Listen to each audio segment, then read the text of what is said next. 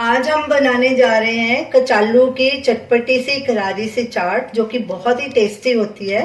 ये हमने आधा किलो कचालू लिया है, उसे अच्छे से वॉश कर लिया।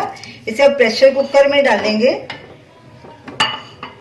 और साथ में उतना पानी डालेंगे जिसमें कचालू डूब जाए। गैस जलाएंगे और कुकर का ढक्कन बंद करेंगे और इसमें 6-7 सीटी दिलाएंगे और गैस को फुल पे रखना है। कुकर में 6 सीटी आ चुकी है। अब गैस को बंद कर देंगे और जब कुकर का प्रेशर खत्म होगा तो इसे खोलेंगे। कुकर का प्रेशर खत्म हो गया है। अब इसे खोल के चेक करते हैं। ये देखिए कचालू नरम हो चुका है। ये चाकू अंदर इजीली जा रहा है, ये देखिए। अब इसे बाहर निकाल लेंगे, एक प्लेट में रख लेंगे और ठंडा होने के बाद इसे कट करेंगे। कचालू को ठंडा होने के बाद हमने उसका छिलका निकाल के देखिए ऐसे पीसेस में काट लिया उसको।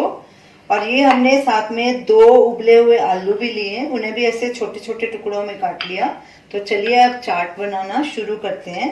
एक बोल लेंगे, उसमें पहले ये कचालू डालेंगे,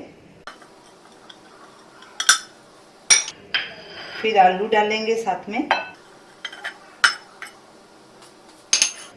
ये चटनियाँ हैं हमारे पास। ये हरी चटनी है, पुदीना और धनिया की, ये होममेड है।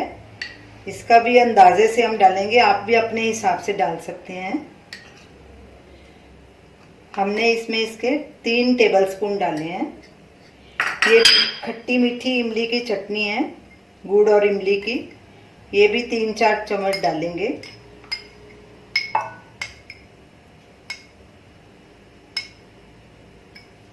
ज़रूरत होएगी तो और भी डाल सकते हैं।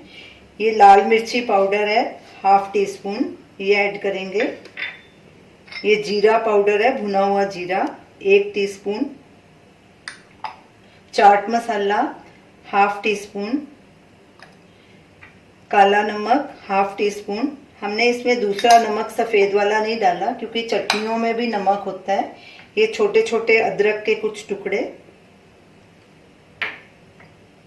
धनिया,